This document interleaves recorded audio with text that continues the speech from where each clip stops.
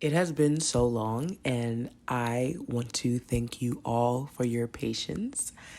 Although I have not been uploading new episodes, you all have been sharing these episodes everywhere and downloading them.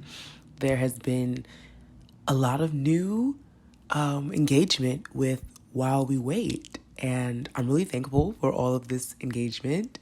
I have been gearing up to return for months now, and hey, life has been wonderful, and I've been learning a lot about myself. I am still abstinent. I want to just put that out there immediately because this is probably the longest hiatus I've taken from the podcast, and I did not want you all to think that is because I have walked away from this journey. I have not.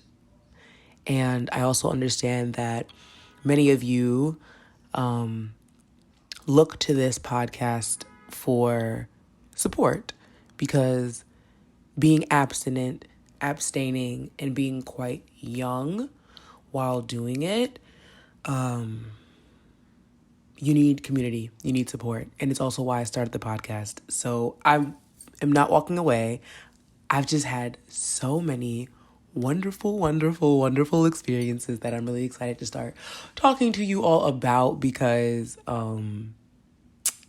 there's a lot for us to learn, my people. There's a lot for us to learn. So welcome to the podcast. We're back. I'm back. We're back. I'm excited. I'm so excited. Okay. So, as you all could probably tell from the title, this is the Where Have I Been episode. We're just going to spend some time together today and talk about where I've been, what I've been doing, what's been happening, what have I learned, in the last year, and what has motivated me to return to the podcast at this time. And I want to start there. What has motivated me to return to the podcast at this time is motivation. I have my motivation back. I put a lot into these podcasts. There's a lot that goes on behind the scenes, and producing a podcast is not easy, nor is it free. It's much more labor intensive than I think some people think it is. And for what it is that I am putting out here, I really want to make sure that I'm doing my due diligence with anything that requires research. And when I'm even bringing guests on, I want to make sure that I am really properly vetting my guests and making sure that those are people that I do want to share my audience with, people that, I agree with what you're saying, or I respectfully disagree with what you're saying, but I still feel that your viewpoint, right, your opinion, your thought process, your words are important enough that I'm like, I would like to share these with other people if you would do me the honor. So yeah, that's really what's motivated me to get back. That's why I'm back. I'm back because I have a lot to say. I've been writing a lot more, which is wonderful. And in writing a lot more, I'm just like finding myself reading everything back and going, I need to be verbalizing this. I think I'm at that point now. So I'm going to start verbalizing those things. Outside of that, since we just got some of those announcements out of the way, I've been dating a lot more. I have been dating a lot more in the recent months. And honestly, y'all, it's been great. If you can't tell, I have really giddy energy because I'm really excited to share this with you all and to tell you guys about this. I've been dating a lot more. I've been dating more frequently. I've been going on more dates because I really decided that I wanted to be open to that now. I've shared on the podcast that I've always dated, whatever. I would explore dating, but I wasn't always as intentional about it as I am being now. And it took me a lot of time to get here. It took me a lot of time and many experiences, all of which I'm thankful and grateful for, to get to this point. And now that I am at this point where I have decided I am going to be intentional about the way that I date now, I'm no longer dating for funsies. And I know the more common thing to say is dating for marriage, but I don't feel that that is correct or offers enough space for what it is that I'm doing and what I feel people need to do and practice more of. And it would be beneficial for all of us to do these things,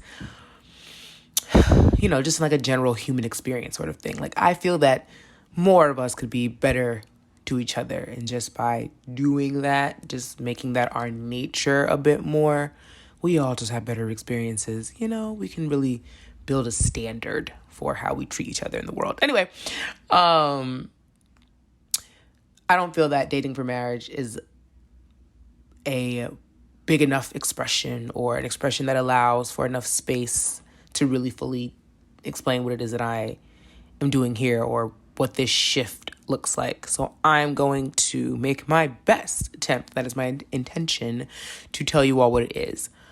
The first thing that I did when I really made this decision, when I said, okay, Winter, if you are going to say yes to going on a date with a man, what does that mean to you? Right? This is the first thing I did. I asked myself these questions. I said, what does that mean to you? And why does it mean that to you? Whatever that may be. And I would answer that question, and then I would sit with that answer for a minute. Actually, I would sit with that answer, and then I would go, okay, well, I've processed that answer. And then I'd ask myself, now, am I comfortable with that answer? Do I feel good about that answer?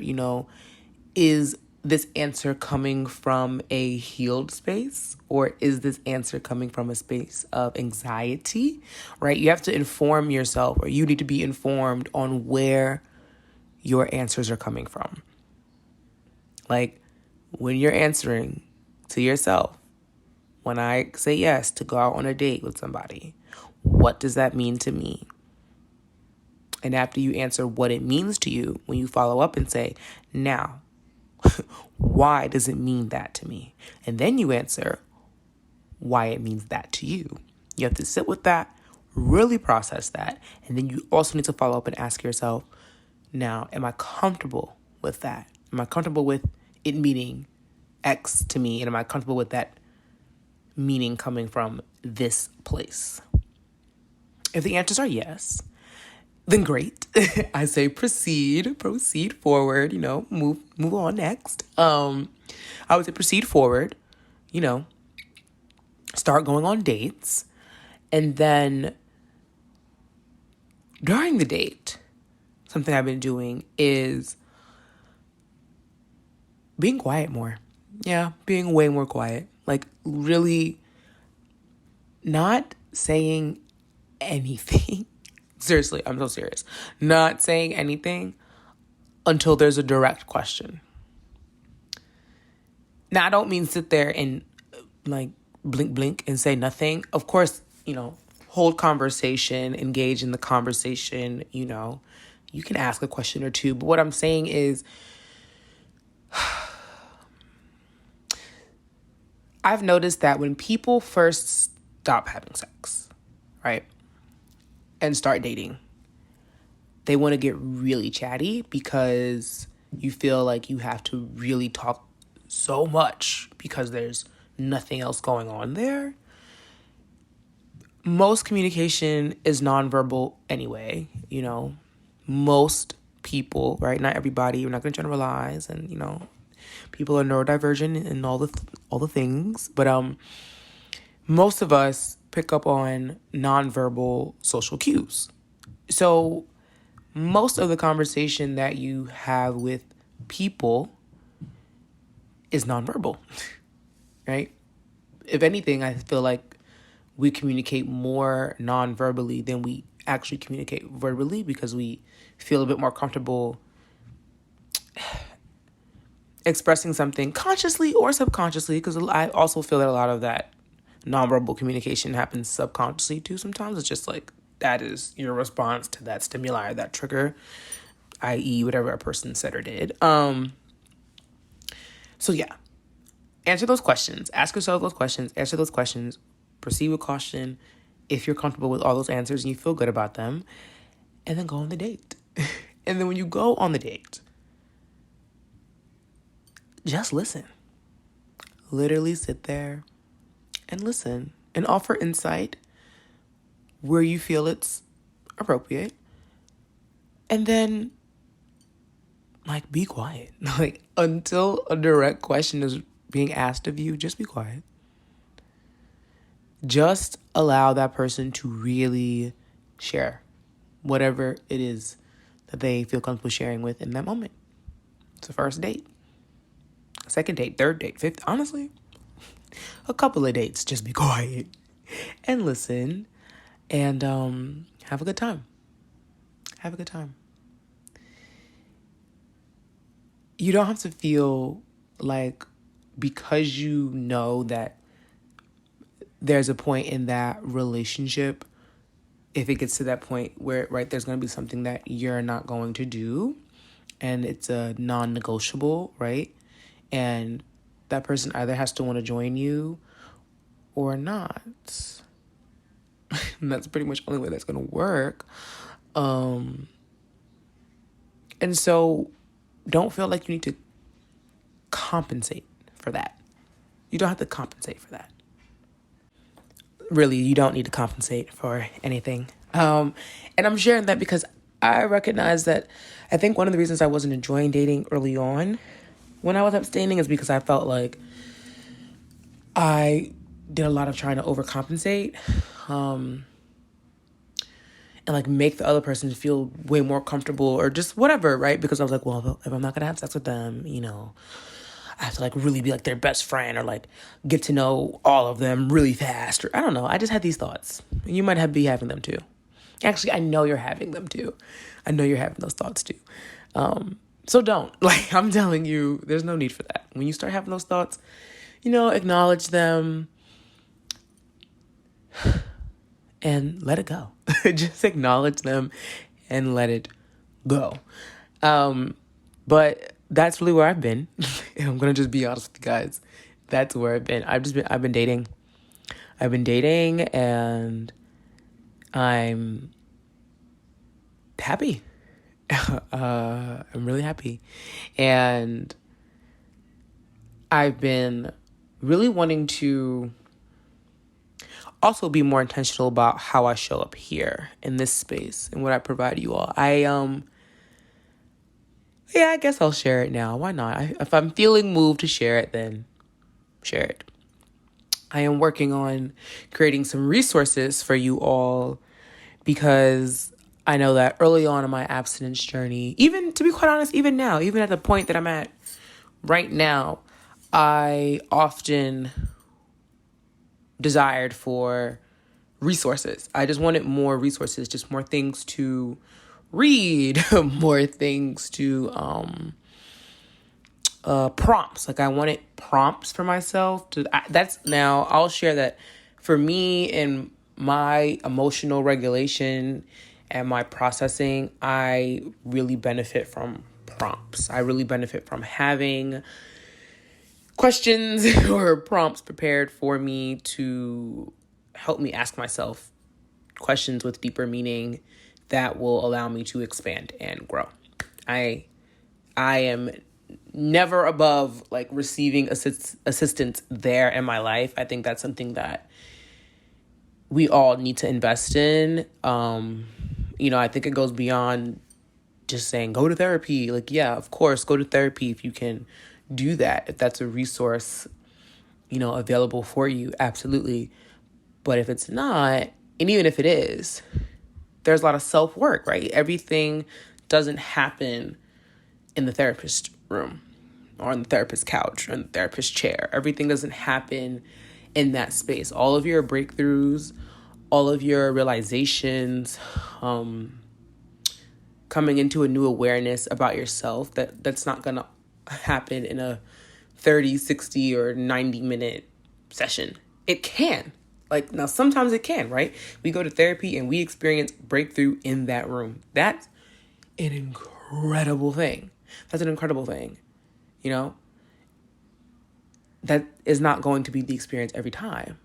And there's nothing wrong with that not being the experience every time, but I'm saying this to say the work can't start and stop with your therapist. The work has to go beyond that. You have to assign yourself some homework, right? Because you need to work on your home being your body, your home being your psyche, your home being your nervous system, right? You have to learn how to regulate. You need to learn how to hold yourself, affirm yourself. You have to really learn how to be so comfortable with yourself that when you start to recognize patterns and behaviors in yourself that you are uncomfortable with, your like natural inclination will be to address that sooner rather than later. You know, almost immediately. You need to say, oof, wait a minute. It's okay. I'm a human being. Life happens. You may be swayed in certain directions, but know that you can always bring yourself back. You know that you can always bring yourself back from being swayed. You can. You have that ability. And don't take having that ability for granted. And so that's what I'm working on. I'm working on creating resources because I know that there are a lot of you, and I'm so thankful for it. And I don't feel that I actually talk about this enough, but when I really started my abstinence journey, I just felt so isolated. And I think I've kind of toyed with this and sharing this and making it a topic of discussion on the podcast. I know I've touched on it here or there, but I haven't really gotten into it. So I'm going to really get into it a bit more here. But I just felt so isolated. I just felt that, one, people around me were making my choice feel much bigger than I really feel it actually is. In the grand scheme of things, like in the grand scheme of life, right? My abstinence journey is absolutely a major part of my life and my growth process and my maturing and my love of self. In the grand scheme of things, it's just a part of the story. And I realized that when I started to publicly share and discuss being abstinent, because I wanted to. I tell you guys all the time, I want a community. I was like, I really like this space that I'm stepping into. And I also really want to process this outside of writing in my journal, or maybe, actually, no, I wasn't even a part of any online like communities or forums or pages. I wasn't even really following a lot of pages anyway. It wasn't that I wasn't looking for them. I just wasn't finding them. And the ones that I would come across did not speak to me. That's what I will say. They did not call me. And I just looked around and said, well, whelps. If I want community, then I have to share, because how can I ask community to share with me when I'm not sharing with community? So that is the podcast. That is where I've been. And I am sharing. With you all, and I'm excited to jump back into the swing of things here. Content will be consistent. Okay? Episodes will be consistent. I have every intention of getting many episodes to you all. Thank you for your patience. Thank you for your support. And thank you for the good energy, the vibrations, Although I am a voice coming through your headphones or your car or your laptop or your tablet or your iPad or just your phone or your radio, however you're listening to me, although I am just a voice, I know that you're there. And you know that I'm here. And so there is still a transfer of energy, and I thank you and I appreciate you and I respect you and I honor you for allowing me that space in your life.